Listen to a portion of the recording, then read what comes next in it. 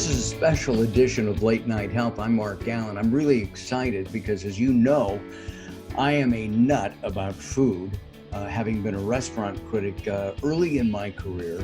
At 22 years old, somebody asked me, "What do you think of sushi?" Nobody knew what sushi was. I learned. But over the years, I have developed a wide variety of tastes and have actually tasted food around the world, Europe, the Middle East, and even over in Asia, in the Philippines.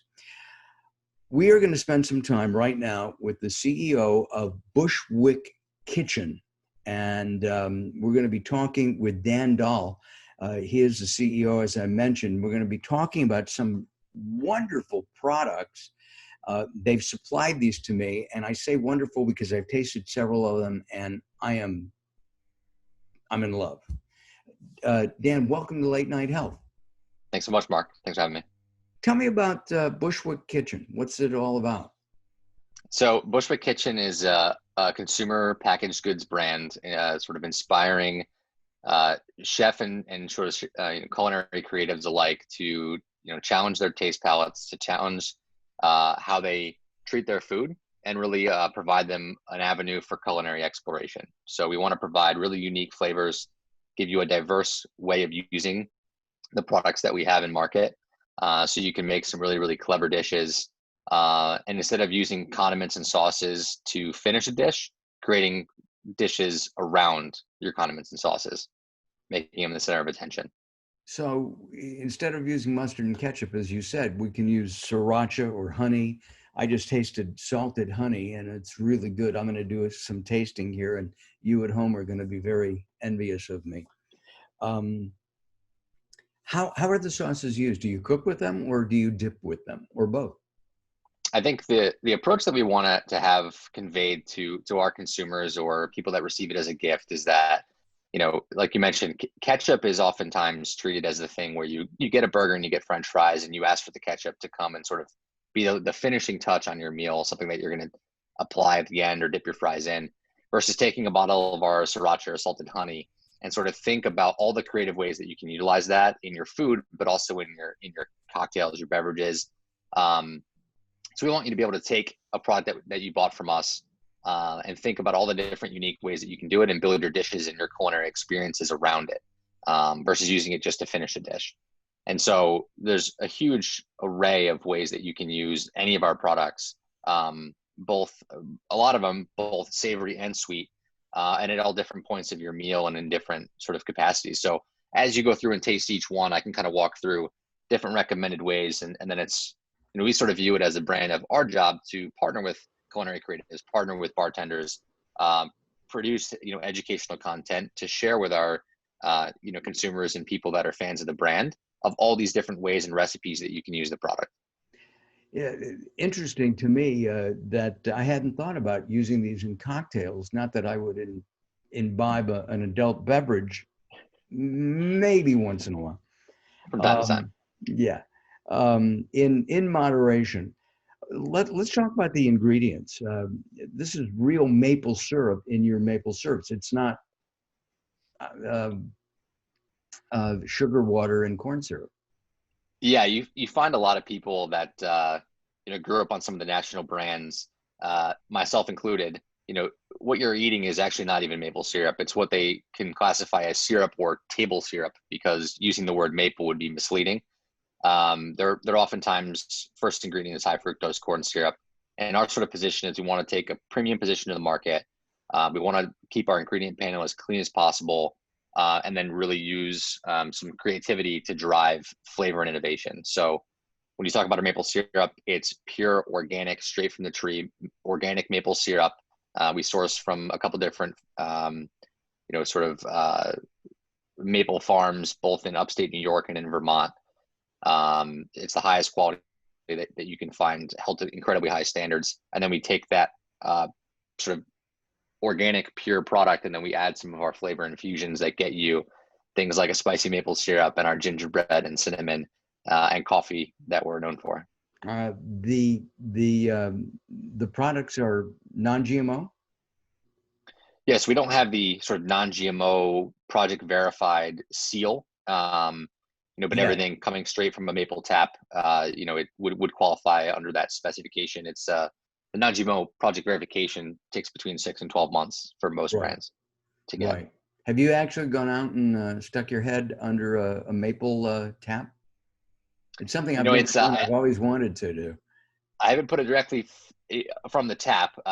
If I showed you some pictures, the intricate wiring or tubing mechanisms that are set from all these trees that sort of interface thousands of acres is truly incredible. So yes, I've been to the facilities where we make the maple syrup, and as you know, it's a complex process where you're tapping a tree, allowing that tree to sort of produce its maple syrup, and it has to be sort of within a specific temperature range where the maple syrup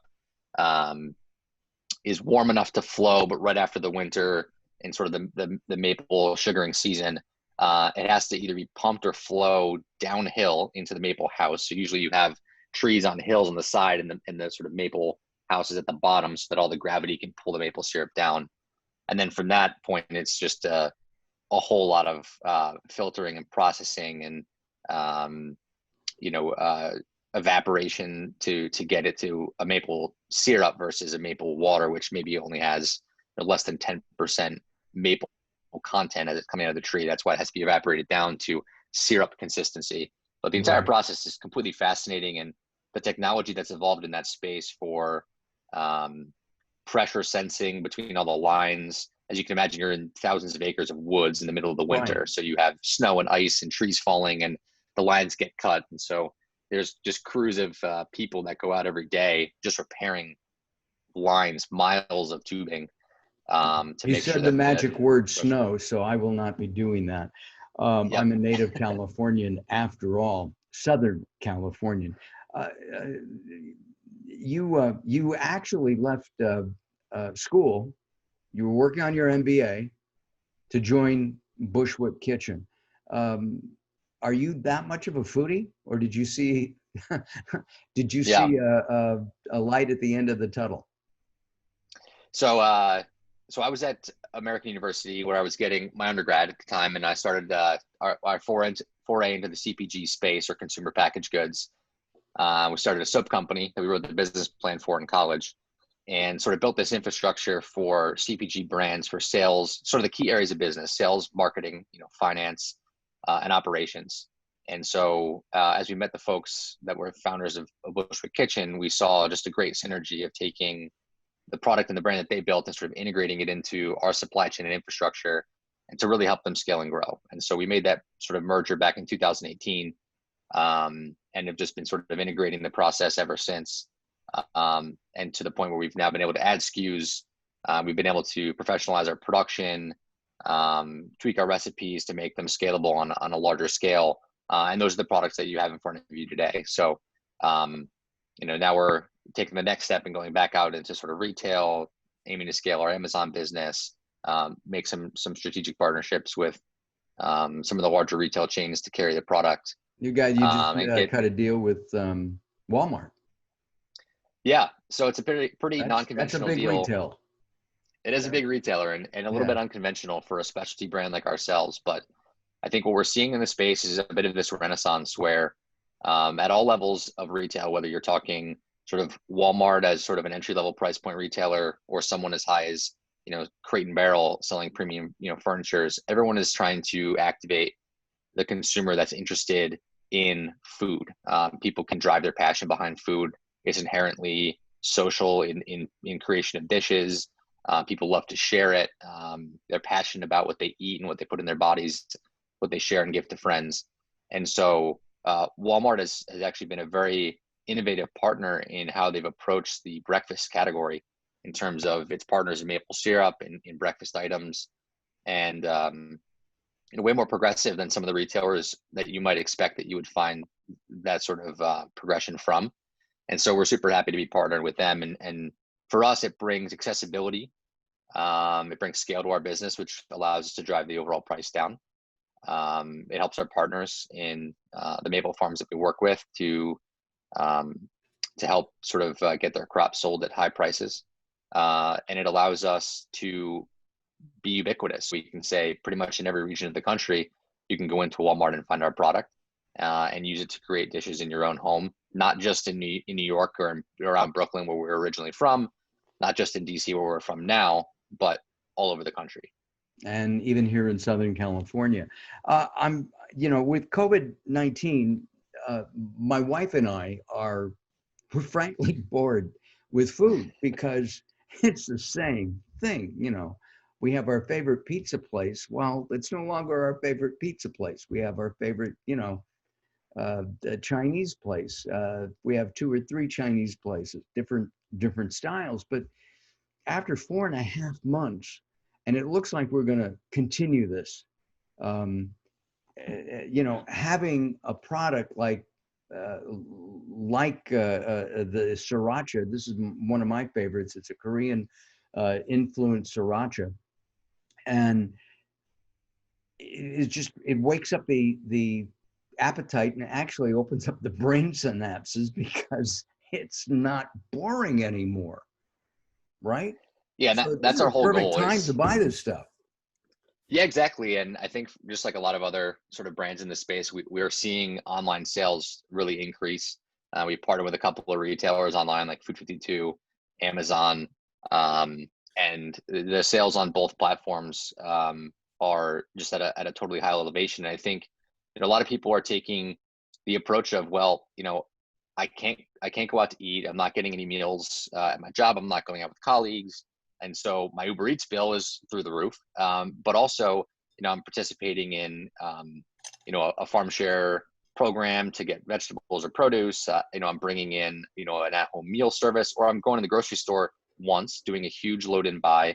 I'm bringing in all my meats, all my veggies, all the proteins, and then I'm cooking at home. And I'm using this as an opportunity to say, okay, let's, make lemonade out of lemons. I'm home. I might as well cook for myself and either sort of re-engage that passion or create a new passion. Do And you have so young kids? Do you have young kids? I have a 3-year-old and a 1-year-old. All right, a 3-year-old. Oh boy. Yeah, turned 3 All in right. Hug April, them and my because daughter turned 1 in February. Oh, congratulations. Thank you. The reason I tell you that is that eventually they grow up, they move to the other side of the country, and you don't see them anymore. Oh, I'm sorry. Is your 3-year-old tasting some of the honeys? Yeah, his most interesting thing is to dabble in whether he likes spicy or not. So he's actually a fan of our curry sriracha, which Wow. in our spice is a little bit less spicy than our traditional sriracha. We're right on the same par, but we have a super spicy version as well. He won't touch that one, but he likes to dabble around with the spicy food, and so does my daughter at she was 1 in February. So I guess close to 1.5 now, but we were eating some spicy noodles yesterday and she was interested in it. Oh, that's really good. But you're not letting her have the honey yet. We haven't had her have honey. I know that the recommendations are for children under 1 to stay away from honey, but I think above and beyond that, honey is actually a great thing for overall health and immuno building. Over a period of time. Are your honeys raw honeys or are they pasteurized? So because most of our honeys that we sell predominantly in the market are infused with something, the regulations require us to pasteurize. So raw honey, by definition, should be heated less than 110 degrees. There's a little bit of debate on that, but on average, most people would say below 110 could be considered raw. We have to heat up a little bit higher when we're adding in things like the Meyer lemon juice concentrates, as you're entering sort of outside sources into the honey itself. So we unfortunately can't call it raw honey, but you do still get a lot of those health benefits through it, and obviously you get the delicious taste, which is great. We're recording this in the morning, and I haven't had breakfast yet, so I'm going to do some tasting, and I have some eggs waiting for me, and I will be putting some of the srirachas on the egg. I never use ketchup ever on eggs, but the sriracha and eggs is a perfect blend. I'm going to taste. This is a Korean, excuse me, Korean inspired sriracha. I have actually been trying to find this spice because I love Korean food.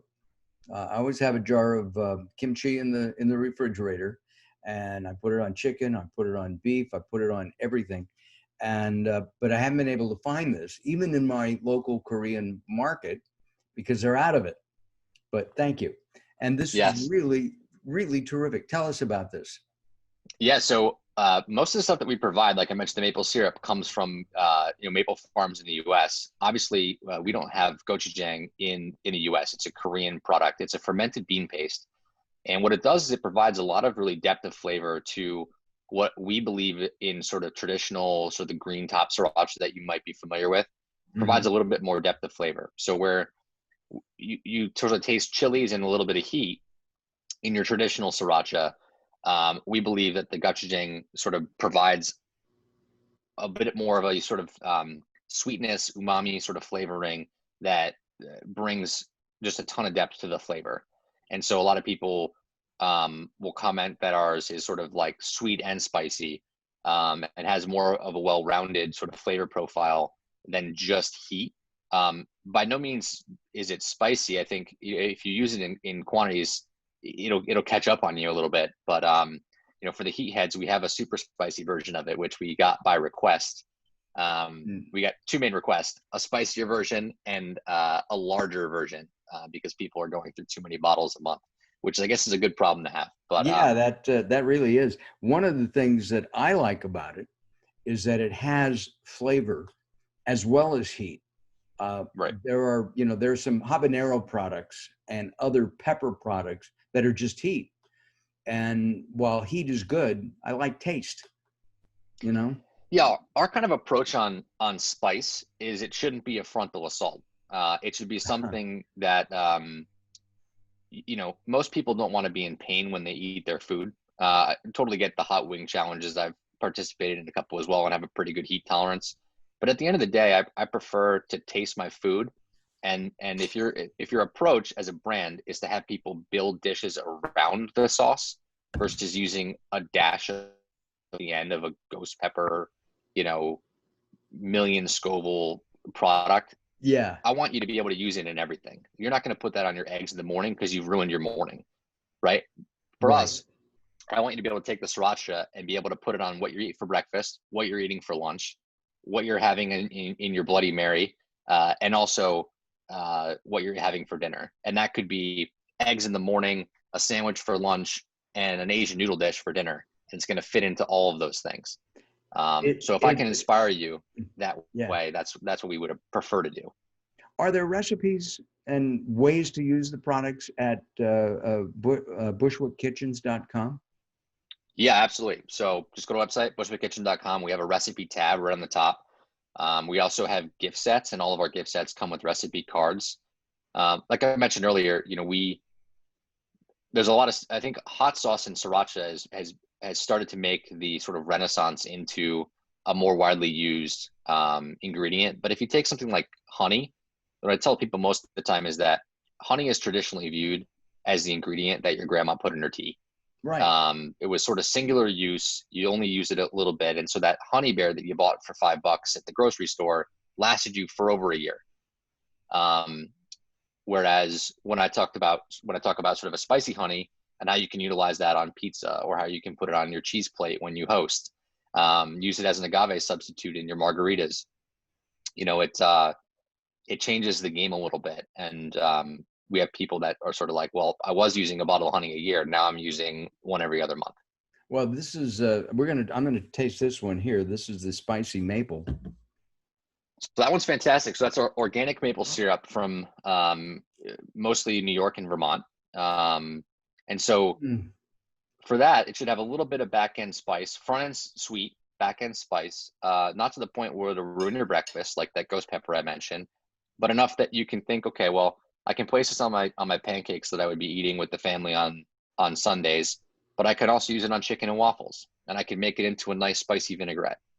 And those And a lot of people recipes, like, those kinds of uses are on the website. And there's some absolutely. interesting. I've got a butter maple over here, and I've got a salted honey, which I tasted earlier. before Dan and I connected, and I was blown away. I wasn't sure I was going to like that. Give me a use for salted honey. So salted honey, people love it a couple different ways. So it's two ingredients. It's flour salt, which is basically a really fine salt. So you have like sea salt being the coarse version. You have flour salt being sort of on the finer scale of things. And when we mix those together, it tastes like salted caramel. And so a lot of people like to drizzle them on vegetables and then throw them in the oven. So instead of salting, a lot of people salt and pepper their vegetables. You can use the salted honey. So you get a bit of a sweetness and you get the salt factor as well. And that helps, the honey helps caramelize when you're actually adding heat. So you can use it as a glaze if you're putting something in the oven or on a grill. But you can also drizzle it on ice cream, and people love it on ice cream. Anywhere that you could think that you would eat caramel, you can use salted honey as a replacement. I just had a thought for it as well. I'm not a broccoli lover. Mm-hmm. This would make broccoli palatable to me. I know it's healthy stuff, but this, and roast the broccoli. Now you have a Mark Allen recipe coming up. There you go. You roast the broccoli on a flat pan, maybe with some olive oil, and then you mix in some of the honey, or even the spicy honey or maple, and now you can actually eat the broccoli. Just a thought. Yeah, people love them on sprouts, asparagus, broccoli. I mean, it's a very common thing when you have something that's going to get sort of pan roasted, just to add a little bit of depth and flavor. Using it sort of as a spice substitute. Instead of salting it, you can use the honey, and the spicy honey if you want a little bit of kick. Right. And the curry, you have a curry product, and that would be great on cauliflower, because I love curried cauliflower. All right, 2 recipes. I expect to see them on the website. You also have some kitchen tools and things like that. Just briefly, as we're running out of time, tell us about your kitchen tool stuff. Yeah, absolutely. So we have some gift sets, and we offer some branded sort of tea towels as part of a gift set. So they'll have usually 3 products, and nice branded towels and those recipe cards that I mentioned. I think the benefit of being Bushwick Kitchen is that the name sort of evokes a platform, and the way that we think about it is that anything that really touches the kitchen, we can extend to as a product range, whether it's a tool that helps you utilize, or whether it's taking our sriracha, which people love, and turning it into a powder and allowing you to put it on popcorn. So you can do that? Sort of. Wow. Yeah, absolutely. So we can do all those sort of things. And as a brand, you sort of ask yourself, where do you have the permission to play from your consumers? And in our opinion, anything that you can utilize in the kitchen that helps you explore culinarily is sort of in our wheelhouse. Well, I think I'm sorry to interrupt. I just think, again, with people being bored, I mean, people are learning how to cook. They're trying new recipes and stuff. This is going to give you a real head start, and your family's going to love this. I meant to ask earlier. I asked if you yourself were a foodie. Do your parents cook, or were they meat and potatoes Maryland people? Yeah, so we're in Maryland now, born and raised in New Jersey, so the land of the Jersey diner. My mom is Greek, so we frequented a lot of diners, and so we definitely got a good amount of sort of Greek inspiration in our early cooking. I'm a passionate foodie. You can't see the waistline, but if you did, you'd understand why. And my wife is too, and she loves to cook. So I do love to cook. I don't get as much time as I would like. And that's why, something like a product that we sell really appeals to me, because you can take an average dish and make it extraordinary with just a simple addition of a couple of sauces. One of my current favorites is our curry sriracha. It's probably closest to the taste that people would recognize from a currywurst, if you're familiar with that. Mm-hmm. But when I first sort of tasted that when we created it, I put it on burgers, I put it on hot dogs, I put it on sandwiches, everything. And I've got a couple other things that I'm working on from an R&D perspective that I'm Got it. pretty fired up about too. I think you should do a Greek-inspired grilled octopus, which is one of my favorite things to eat. A lot of garlic in there, and it's hard to find, okay? There are 2 Greek restaurants here in the Ventura County area of Southern California. Neither one has it, and I ask for it all the time. I'd make it myself. I had a friend who had a Greek restaurant for years in the San Fernando Valley, and his octopus was tender and sweet, and obviously it was wild caught and delicious, and it's healthy for you, by the way. It's a good protein source.